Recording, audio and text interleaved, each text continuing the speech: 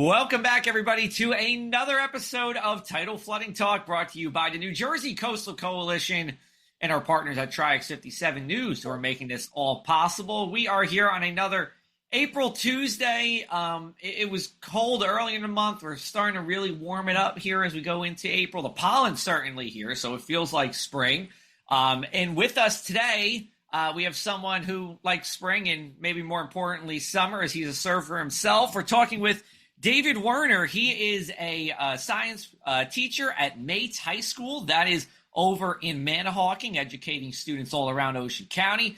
He's also an adjunct professor at Stockton University, knows a lot about the shore, teaches a lot about the shore, and we're happy to have him on today. David, thanks for coming on Tidal Flooding Talk as we chat on this Tuesday.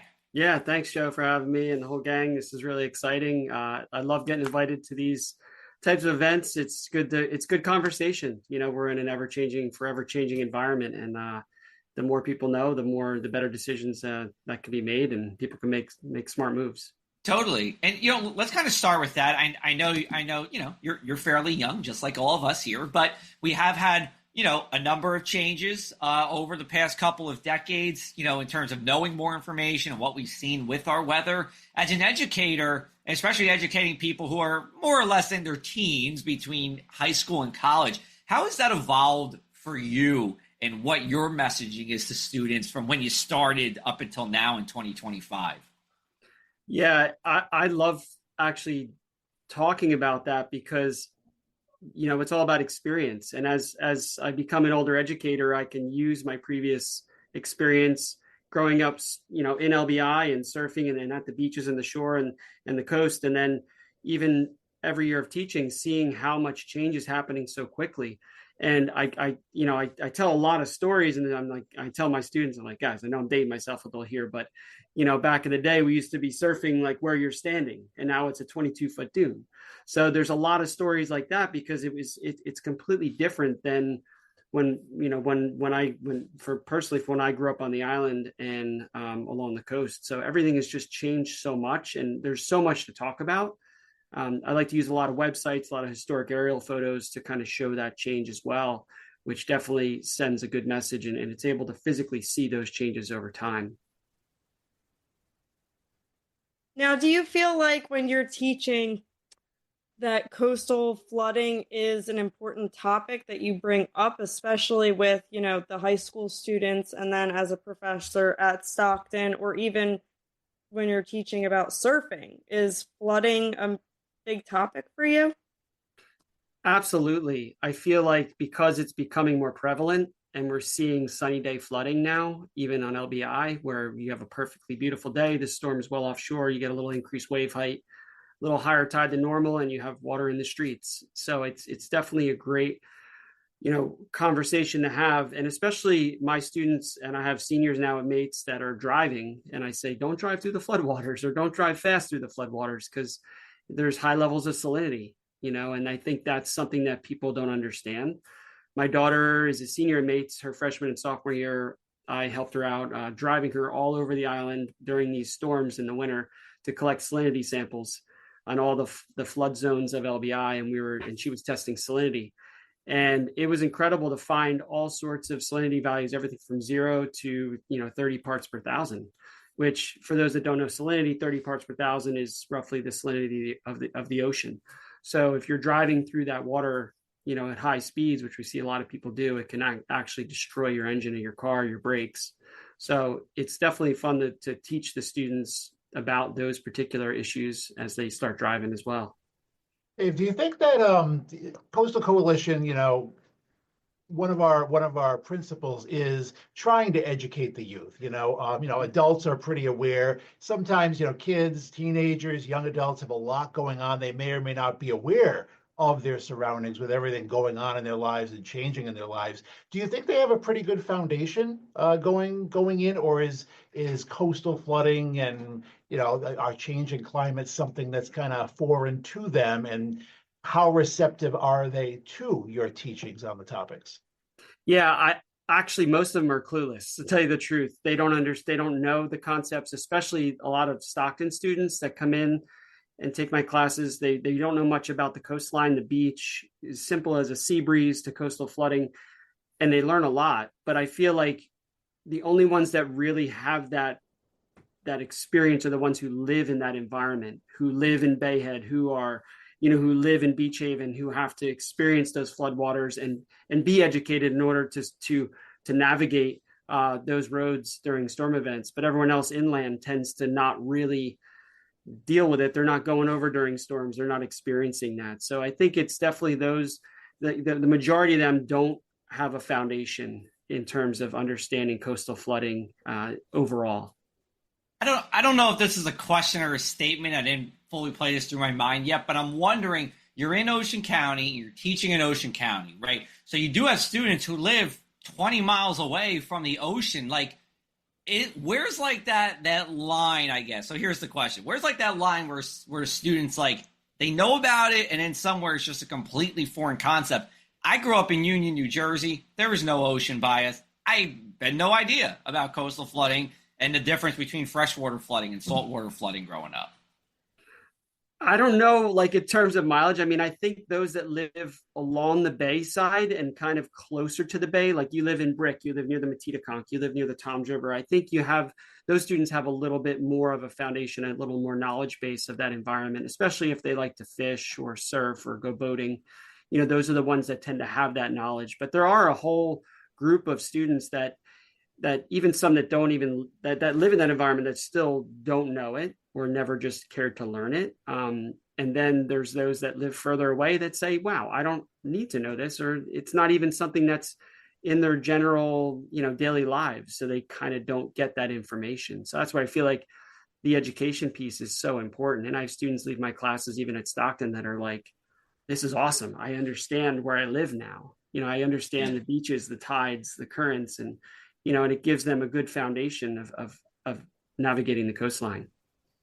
It's a good plug, too, for our web app 4.0 that we have at the Coastal Coalition, where, you sign up for free. You have to be in a member town, and we are growing a number of towns. None in Ocean County yet, unfortunately. But when we get there, and we are, you'll be able to sign up, and for free, you're going to get these automated alerts that not only tell you it's going to flood, but where to move your car, right? If you live on a beach block and your car is getting flooded, like you said, that salinity that could be as salty as the Atlantic Ocean is going to corrode your car, if not push it away. It only takes 6 inches of water to start moving a car. And really, once you get to a foot, it's going to move, even SUVs and stuff like that. So little plug for us at the Coastal Coalition, the web app 4.0. You go to our website, njcoastalcoalition.com, and you can see more about it. We're going to get into our first break here. On the other end, we're going to talk more with David Werner. And thanks for listening, everybody, so far to Tidal Flooding.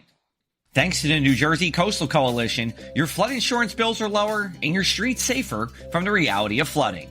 Since beginning in 2013, we build more resilient shoreline communities. Our member towns develop and share in best practices that anticipate future concerns and create flooding solutions. From our town-specific free web app for flooding information to our weekly Tidal Flooding Talk show, we focus on flooding 24/7. Visit www.njcoastalcoalition.com for more. Hello, welcome back. You're watching Tidal Flooding Talk. We're with Dave Werner, our special guest tonight. And for this segment of the show, we're going to really be focusing on surfing, because he is also a surf instructor, and we want to talk about how that is connected with our show, Tidal Flooding Talk. So Dave, my first question to you is, what do you find to be the greatest challenge with educating your surfers about, the risk of flooding and also the ocean safety, really, in terms of these tides and coastal storms? That's a great question. What's happened in LBI specifically, and a lot of our coastal towns, is through beach nourishment projects. It has altered our sandbars and our beach landscape so dramatically that the currents are much different. We get a lot of rip currents now because the movement of sand that's been done. It is kind of one of those necessary evils to protect us during storms. So we have this big, giant 22-foot dune constructed by the Army Corps of Engineers. But it has altered because we've covered up our jetties, which are actually groins, but we call them jetties. we've covered them up, and they would help break up some of that longshore drift, which is the current that pulls you up or down the beach when it's really windy and there's a lot of wave energy. So it's a great, it's hard to get the students to understand that, because they look at the water like, oh, this is great, and then they get in and the current's pulling, or they're getting caught in a rip, or we're on the board and I'm helping someone catch waves and someone else gets caught in a rip and I have to, paddle over to them to help them. So it has changed our beach dynamics quite a bit. But I love teaching the kids all about, and I mean kids, adults, everyone that comes to learn how to surf, all about the tides, the currents, the waves, because it's all part of it. I mean, ocean safety. I mean, there's people that drown in the ocean every year, even locally, and it could be avoided, with just a little bit of education. The first thing I ask is, do you know what a rip current is? And a majority of people say no. And then you're like, okay, you should know what this is and know what to do if you get caught, because if you don't, it could be a really bad situation. And, with the rip currents, how do you're in a rip current, what do you do? So basically, what I tell my students is just relax, don't fight it, swim to the side, swim sideways, parallel to the beach. And then just kind of don't panic, lay on your back, make sure you wave your arms a little bit, let someone know you're not in control. Typically what I tell them is the most, obvious thing to do first is to try to panic and swim straight in. And I said, that's where people get into trouble. So even I even like to educate them, if you see someone in a rip current, make sure you have something to float on, because typically people are panicking, kids, adults alike, and they'll actually use you as a flotation device and pull you underwater to try to stay above water. And that could be really bad. So just relax, don't fight it, go to this, swim parallel to the beach, let the current, do its thing in some ways, and then swim back to the beach once you're out of it. Because they're not big. I mean, they could be anywhere from 20 feet to 100 feet wide, but sometimes they're on the smaller side. And through the opposite of what your instincts might tell you to do is what you have to do, right? Because obviously that's very scary. So you naturally will panic, but you got to fight that urge, I guess. Yep. As of mid-April, this is according to the National Weather Service, unfortunately, 14 people have died within the United States so far this year, due to whether it's rip currents or sneaker waves, which are another kind of hazard as well. And they range in ages. I'm just looking here from age 8 that we had in California on January 19th up to someone in their 70s, and also in California on March 25th. So it really doesn't matter how old you are, and there's plenty of people in their 30s and 40s here. It doesn't matter what age you are. You're not winning against water. Many times you're not winning against water. Yeah, and a lot of times it happens during the summer when we get our hurricane swells, because the storm is way offshore. It's beautiful conditions, and you get these really kind of powerful waves that people don't expect. And there's a lot of strong current with it. And sure enough, you get these sets of waves, and then it'll go calm for several minutes because it's such a long wave period. And then you'll get a set of waves come in, and then people get caught and don't realize the energy from that long period swell of the hurricane can definitely, be a lot more intimidating. And you can't tell until you really go in most of the time. So the hurricane swells are when people get into a lot of trouble, because it does, rips pop up real quick. And then also the really strong energy from that. Dave, do you find that do rip currents fluctuate every year? Does it depend on tropical activity? You have beach replenishments and coastal erosion, and that can change sandbars. The shape of the Jersey Shore, you as a surfer probably know more than anyone. It was constantly changing. So are rip currents kind of like depends on the year? Is it a steady increase over the years in terms of the numbers of them you are observing? Yeah, a lot of it, it's random a lot of times, but we notice right after replenishment projects, the rip currents tend to be more frequent. And that's when there's a lot of sand shifting around trying to replace itself. Because again, we're talking about a barrier island. It's a pile of sand that's meant to migrate, and we're keeping it in place. And that's the goal of beach nourishment projects. And sure enough, that also opens up. And then with the jetties being covered up, we get a lot of movement of water and sand. So every day those could shift. I know, like up in Ship Bottom, where I have my, Werner Surf School, I'm teaching private lessons, and, there's one rip typically in Ship Bottom that's there almost every year. and it could be a big one. And you see the lifeguards, they notice that they set up on the other sides of it. But you have to be aware, because when there's a bit of a current, you can get sucked down into it and then be pulled out. So, but yeah, it's not really super predictable. You just have to be aware of what the sandbars are. And the lifeguards do an amazing job. They look at the water, they can see the sandbar set up, and they know exactly where to put that swimming section so that the swimmers aren't in danger. Awesome. Now, we've talked. Oh, I'm sorry, Joe. No, that's all right. Go, Palm. Go. We've talked on previous episodes of the show how, a lot of people going to the beach, and I'm guilty of it myself. There's, a dozen signs that you pass of warnings, what to look out for.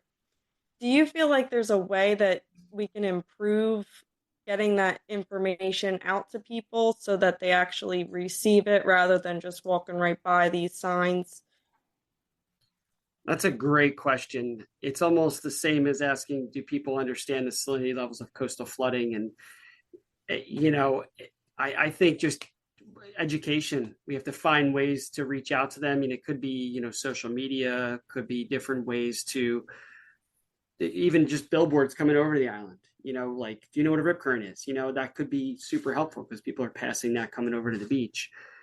I don't know if there's a way to reach everyone. I think, definitely signs help and that type of approach. But unfortunately, unless you really kind of plug it through some sort of source or social media, then it's going to be hard to reach everyone. I have to ask, and this is a little bit of a selfish question, but I saw you went surfing in Ireland last year on your Instagram handle. That's at Professor Fishhead. I'm going to Ireland in July, and I was told that you could surf in Ireland. I would just want to know, how thick of a wetsuit did you have to go to surf in Ireland? Because I think you were there in April, if what Instagram's telling me is correct. Yeah, we were there over Easter break, and it was incredible. It was more of a family trip, and I was like, let's pack wetsuits so we can rent a board and at least get one session in Ireland.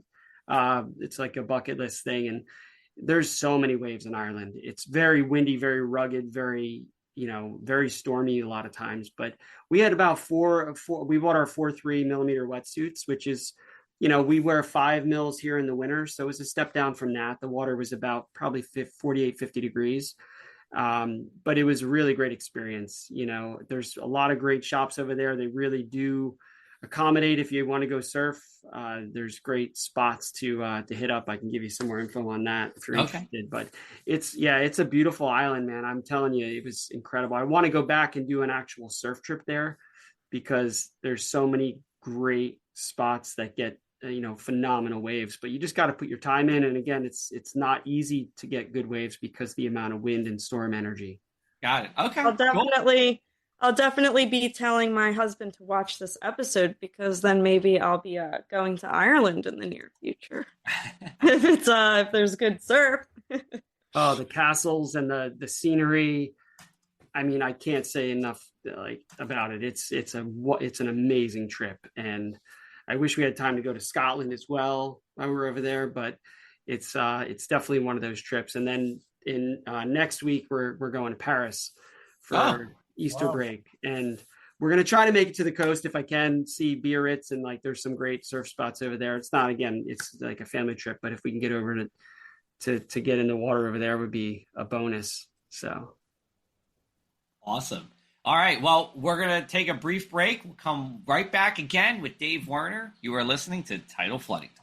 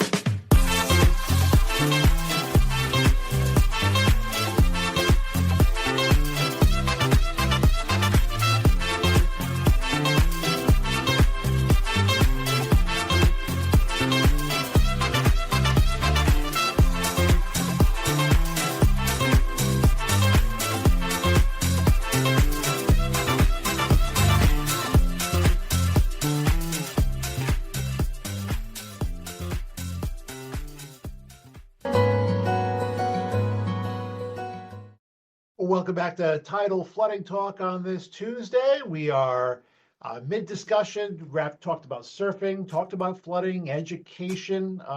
Dave, I wanted to go back to something where, as a meteorologist, I've learned so much from surfers. Surfers and fishermen have taught me so much, because they watch the weather, they watch the water, they watch the waves, the sand all the time. I wanted to ask you a two-part question. Number one, what's the as far as changes you've observed along the Jersey Shore, like on a recent basis, like on a year-to-year basis, what type of changes do you see? And then over decades, what are the biggest changes you've seen on LBI and on the Ocean County shoreline? Yeah, that's a loaded two-part question, but I'll do my best to answer it. So year to year, because of our beach nourishment projects, we're seeing a lot of movement of sand, shifting sands. Sandbars come and go. The surf is not like it was, 20 years ago. We had our jetties. Harvey Cedars was the premier spot, especially growing up and learning there. So it was extremely different. I find it very hard. Even my daughters, like teaching them how to surf and progress at surfing in Long Beach Island, because we don't have those structures anymore. We don't have the hardened structure that again gives us a little bit of relief, helps us to find a spot to paddle out. You go up to Spring Lake, those areas, they have their jetties and it's the sandbars set up a bit different. So it makes it a little bit harder for that because the waves tend to break faster. They tend to break more powerful. We get a lot of really dynamic conditions, which makes it challenging for a beginner. You're asking a 12-year-old to paddle out on a 4 to 5 foot day and it's detonating on the sandbar can be really tough. So you ask any surfer and you'll tell them it's not like how it used to be, back in the day. It's like I said earlier, it's kind of one of those things. If we don't do it, we'll end up like the Outer Banks and we'll be losing homes and we won't have our barrier island to enjoy. So it's like it's a tough situation to be in. Now, have you found that any other technology has improved, or maybe that you recommend to your students, whether it's your high school students or your college students or even your surfers? Are there any resources that you recommend to them to look for when they do go, whether it's surfing or otherwise? Yeah, obviously know your limits. That's a big one. Like if you're not comfortable on a certain day or it's a little bit too big or the water temp's a little cold, you're not prepared, just be careful because it's tricky. I mean, you can get in a really bad situation. Never surf alone because there could be the chance where especially we get some of our sandbars are so shallow, you could fall head first, hit your head, you could get hit by your board. We get injured a lot surfing. I've broken bones, gotten cut multiple times. It could be really scary. And I used to surf alone when I was, my younger days, but now I just kind of go, is this worth it? And usually there's enough people around. Surfing has grown tremendously. I've been surfing for Jetty for, 20 years now and growing with that company in Long Beach Island and locally. And the amount of surfers and how big it's gotten is incredible. It's such an amazing sport to be part of. And then obviously with the connection to the environment, right? We're coastal stewards. We want the environment to be healthy. We want to clean the beaches. We want to make sure that we have this to enjoy. So yeah, we're also very passionate about the environment. Now, has that, you were talking about surfing in other locations. Are any two coasts the same? So when you're teaching your students, do you tell them, this is how it is everywhere? Or do you give them any other, insight to that? Yeah, I mean, I always say travel, go to different places because New Jersey, we're very, we have a very linear coastline, sandy beaches, barrier island setups. When you go, even just take a drive to Rhode Island or Maine or in those areas and experience it because you have this cliff and bluff system and all this different change in coastline. So it's, anywhere you go, it's amazing. That's why I love traveling. It's just going to experience that and seeing how the waves behave differently along those coastlines. Because again, for us, we have a lot of waves that are very, very fast. We'll get a couple seconds, we're up and surfing. I mean, you can go up to Point Judith in Rhode Island and you can surf a right-hand point break and you could surf a wave for 2 minutes on a good day. So it's a different experience. So that's a great question. David, we're gonna wrap. Oh, go ahead, Dan. Oh, you just mentioned Point Judith, a small world. I grew up in Rhode Island and spent so many summers in Narragansett on the Point Judith beach, and yeah, that was kind of my first introduction to surfing. Not that I'm a huge surfer, but watch the surfers, learn some stuff from them, and it is much different than the Jersey Shore. Absolutely. Yeah, my coldest session ever was in 2004. We went up, me and my buddy Brian Cohen went up to Rhode Island for a big nor'easter swell. And the water was about 29 degrees, wow. Ice chunks in the water, and it was so cold. That's when you put the hood on in that. What's that stuff you put on your face for the? Put some Vaseline on your face. Yeah, is it just Vaseline? Okay. Yeah. Awesome. Well, David, hey, listen, we really appreciate you coming on. This was cool. We talked about education, talked about surfing. It was all good here. Before we wrap up, we do this every week. What is the one thing you can't stop talking about, tidal flooding or otherwise? Whew, that's a good one. I mean, I'm always talking about the coastline and changes. I think lately I've been talking a lot about just this upcoming season, fishing. Getting the boat ready and just trying to prepare for that, because we had such a great run of bluefin tuna that came through our coastal waters, even pretty close in the fall and the summer and the fall. So we're looking at, that anxious moments of waiting for this weather to break and then finally getting out and, getting out on the water. Awesome. All right. Good stuff. Palma, you're next. Okay. Well, flooding wise, we're approaching seasonal rental season, and, I work in the construction office, Dave. I don't know if I filled you in on that, but we also get a lot of people renting out their homes in the summer. And so we really want to try to educate those people about what it is like visiting our beautiful coastline here and what they should be prepared for as well. And not flooding related, we got the end of the hockey season coming up, and Flyers did not make the playoffs, but I have hope for next year. I think we're going to do great. Are you a Bruins fan, Dan? I am. I'm a fair weather fan, so Sox and Pats all the way. Bruins, Celtics. I watch the playoffs if they're in the playoffs. But yeah. Okay.